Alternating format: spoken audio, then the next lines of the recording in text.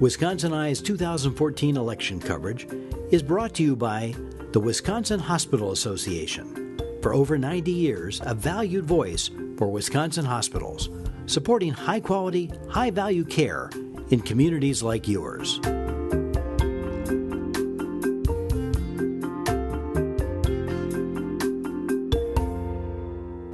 Wisconsin Eye is at the Waukesha Democratic Party headquarters. We're interviewing Jim Brownlow of Muskego. He's a Democrat running in the 83rd Assembly District. Jim, welcome back to Wisconsin Eye. Well, thank you. And a programming note, Wisconsin Eye appreciates the support of the Wisconsin Hospital Association, which represents more than 139 hospitals and health systems, for making these candidate interviews possible. Let's open with the themes that you cite on your website. You ready? Here we go. Sure. Take the Medicaid money. Jobs should pay enough, and raise the union wage. Is that why you're running, sir, in three phrases? Right. I don't understand the one about raise the union wage, but okay. I think that all workers have the constitutional and human right to organize themselves and bargain collectively. So I think maybe that's what that meant. Okay. Is that a reference to Act 10? Would you try to, if you're elected, would you try to overturn that and go back to it? Yes, definitely. You know, I was a public school librarian for 34 years, so all during my career we bargained collectively, and we always saw the union as more of a help to the employer as well as employee, as far as solving problems in the school district. So I'm very strongly supportive of the rights of public workers to organize and bargain, as well as in the private sector. And take the Medicaid money as shorthand for? Take the Medicaid money, yes. I mean, all you have to do is read the paper. It just came out that the Legislative Fiscal Bureau just said that not taking the money has cost over $500 million, or will cost $500 million over the two state budgets. And my opponent has voted for, I think he voted for both. He would have voted for both. So I think it's a terrible mistake fiscally to leave that money on the table. It's money that Wisconsin taxpayers have paid, and not taking it just means that the money goes to other states to help them. And also we know that in Waukesha County, most of the 83rd is in Waukesha County, although it has parts of Milwaukee, Racine, and Walworth counties. But in Waukesha County alone, not taking the money will cost $16 million, and there's over 2,500 people who will lose their health insurance because of the policies of what has happened to Badger Care, combined with not expanding through taking the Medicaid money. Well, while we're on the subject of Medicaid, 1 in 5 Wisconsin residents gets their health care from Medicaid. The American Hospital Association says our reimbursement rates are the second lowest in the nation. Mm-hmm. Do you think those should be raised in the next budget, sir? I would say, in general, when we see those discrepancies, as you said, the second lowest in the nation, we know, or we're pretty sure, I guess, that if reimbursement rates are so low, that then the money has to be paid by the hospitals somewhere in it, and it ends up costing us all money for that. So I'd prefer to see a more reasonable reimbursement rate. Well, as somebody who worked in the schools for decades, when the next budget is debated in terms of school aid, what are you going to push for? Well, I would push for restore those cuts that came. You know, when we were in a recession a couple years ago, and there wasn't quite as much tax revenue. Well, now we're in a recovery in most places, at least, and so I think we could renew that investment in K-12 as well as technical and post-secondary education. Would you like to see a new school aid formula? We definitely need a new school aid formula. You know, the Wisconsin Constitution says that every student deserves, being a resident of Wisconsin, deserves as equal an education as possible, and we do not have that now. We know it's close to us. We know we have the school district of Nicolay, and that Riverside High School is a couple miles away, mm-hmm. and you can see huge discrepancies on how much the educational experience of those children. So they're different because they're in different geographical areas, and that is not a sustainable, and it's not a fair system to go forward. We need all of the citizens of Wisconsin to get a great education and to contribute to the economy, and it is just not happening under this unfair system. And Superintendent of Public Instruction Evers has a good plan called Fair Funding for the Future, and that's definitely one of the principles. It has to be fair, it has to be sustainable, and there has to be a level of support for each student in Wisconsin, no matter where he happens to live. And most of the 83rd Assembly District is, I would say, you might call it suburban. So we have different experiences, but we can easily see the problems of urban schools just a little bit to our east, and we definitely read in the paper about the problems of rural schools that have great transportation costs, and they're really being squeezed, and those students deserve a great education just like the ones do in the more prosperous school districts. Part of the debate over funding schools next year will be over whether to expand the vouchers and choice program. Your feelings on that, sir? I have very strong feelings on that, and part of it is that I did work in public schools for 34 years, so I know the public schools are capable of producing a great education, for the future of our students. But I also read the reports and the studies, and voucher schools are a 20-year experience. We've given them plenty of time. They have failed to produce any improvement. They in some cases they're as good as the public schools, but that isn't good enough for me to have a whole separate system of public education funding. Our schools, our local public schools, the community schools that we love, they deserve the funding, all the funding. We shouldn't be siphoning off money through vouchers for people who prefer to send their students to a private school. Would you keep vouchers in the city of Milwaukee and Racine where they were prior to the statewide expansion? Well, I don't think so. I mean, as I said, the studies are in, and they haven't led to any improvement. There's lots of things that can be changed, lots of innovations, lots of charter schools are looking at those things, and why should we continue a failed experiment? When Governor Walker recently called for Common Core, for Wisconsin to withdraw from Common Core, your reaction to that? I have a very strong reaction to Governor Walker. He obviously spoke up where he had been supporting the Common Core standards earlier, and he came out against them to score some cheap political points with his base. I mean, as I said, I worked in the public schools for 34 years. We always had standards. We need standards. We need better standards. Our students are competing globally. We need students are more mobile these days. As I saw over my career, there were more and more students moving out of our district and more students moving in. If there's a base of Common Core standards throughout the nation, including Wisconsin, then those students coming in, we can expect to start teaching them right away. We'll know what their capacities and what their learning has been. And it's the same when our students leave and go some other place, they'll be able to fit right in, and they won't miss a beat on their moving ahead in their education. Transportation spending, the Taxpayers Alliance has warned that we could face a $2 billion deficit over the next 10 years. If there's a deficit, how do you think it should be made up? Well, we have transportation is definitely something that government is responsible to do. It's an infrastructure investment. We have to keep making that investment.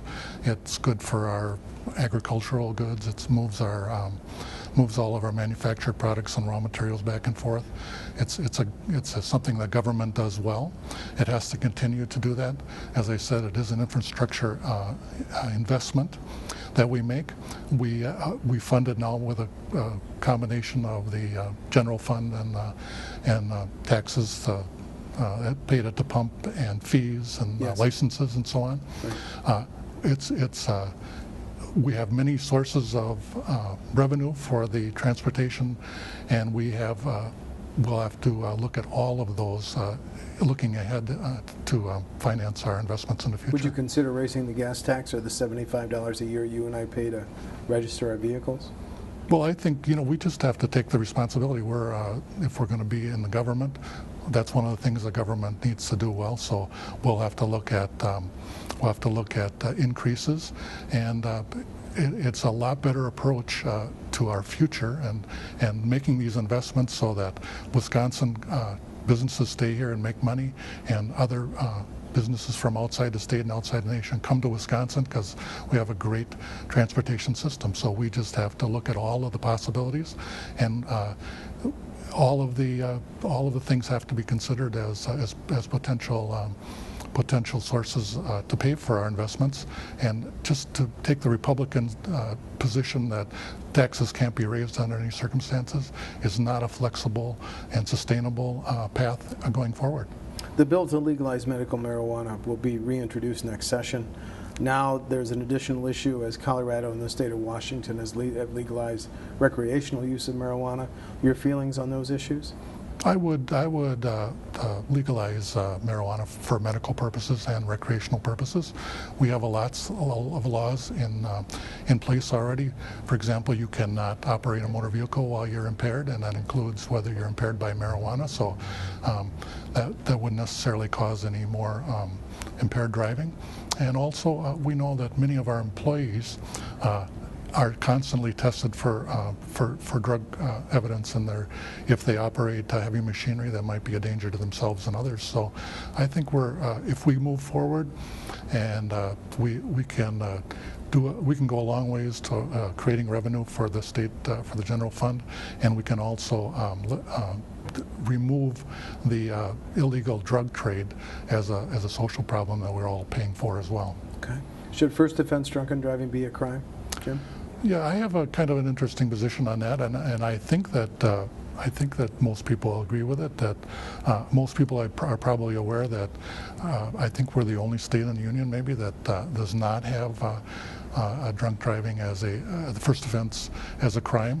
But it's actually working out quite well for us. I mean, we have, for whatever reason, we have the State Department of Transportation just came out with a report on, I read about it in the paper on August 8th, that says that our accidents caused by drunk driving, our fatalities and injuries are all down like 40 or 50% just in the last decade. So we're doing something right, and so it's not like we're so different from other states that we're causing our citizens problems and extra insurance costs and so on. So I think I have a feeling that the reason that we're getting away with it is that in other states where they have first offense being a crime, that judges are not finding people guilty of that, and then that's like a justice issue, that if a person is guilty of first offense drunken driving, they should, as now they have a misdemeanor, they pay a fine, they get counseling, and so on, and so then let's give them a chance to redeem themselves and become solid citizens again, and not have that terrible record of a criminal conviction going forward, where it might cause them to be less productive as a worker. One of the first bills passed last session enabled Go Giebig Taconite to potentially apply for a permit to open that open pit iron mine in Ashland and Iron counties. Would you have voted for that bill? No, I wouldn't, and I mean, I never would have, but I mean, my position is reinforced, I think, when we see that the governor accepted a $700,000 bribe, or you might call it a campaign contribution, shortly before the state Senate voted to approve that bill that it turns out that was written by the mining company itself, which is a out-of-state corporation, international corporation. We had a very good mining law here for I think 20 years, and it did a very good job of protecting our water, our air, and in the area of the proposed mine, that we have the treaty rights of the Bad River Ojibwa, and they have to have their say too. They have a right to their rights that they've always had as a nation and people, and they definitely deserve clean air and clean water, and we have to protect the Lake Superior as well. So that bill, since it was written by the mining company, I have a feeling that it doesn't have the protections that the state has always agreed are important, that the DNR needs an appropriate amount of time to do its permitting process, and the bill attempted to shorten that, and there's no evidence that they could have come up with the environmental impact statement in the short deadline that they were given. So I think it was a bad bill, and it'll be corrected soon, one way or the other, either in the courts or when the legislature and the governor change. And then finally, I want to give you a chance. You want to highlight differences between you and Representative Craig on November 4th? Sure. Question of Representative Craig last time, if he what he thought about me, and he said he didn't know anything about me, but he went ahead and made some generalizations anyway. So I know plenty about David Craig, and mostly it has to do with his going along with everything that the governor proposes, and the radical Republican agenda, and it favors huge corporations and the very rich donors. And he's had a chance to separate himself, and he hasn't done it. You know, we have a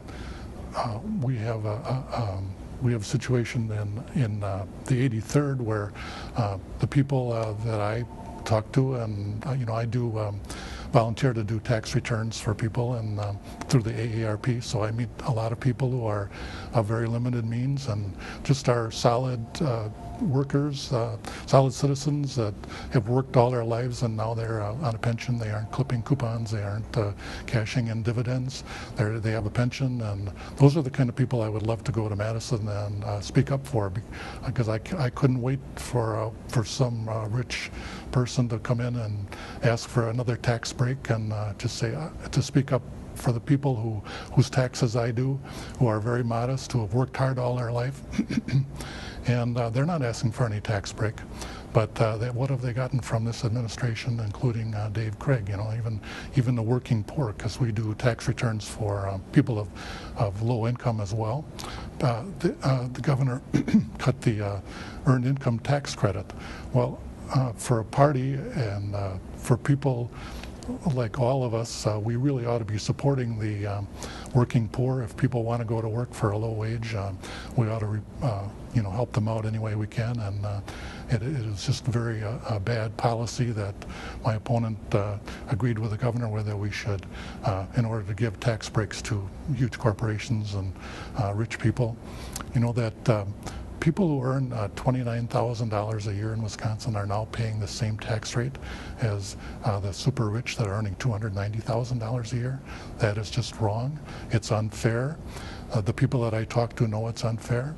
They know it's unfair that corporations can give unlimited amounts of money. They know it's unfair that the party in power is restricting the rights of people to go and vote.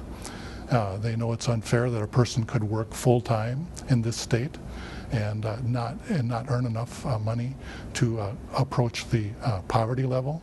So the people are beginning to understand, and as I said, I'm anxious to go to Madison and to speak up for those people and bring a little bit of fairness back that has been the last few years have just gone way too far to the side of favoring the more powerful and the rich. Thank you. Jim Brownlow of Muskego is the Democratic candidate in the 83rd Assembly District. The election is November 4. Jim, thanks for talking to Wisconsin Eye. Thanks for this opportunity. Thank you.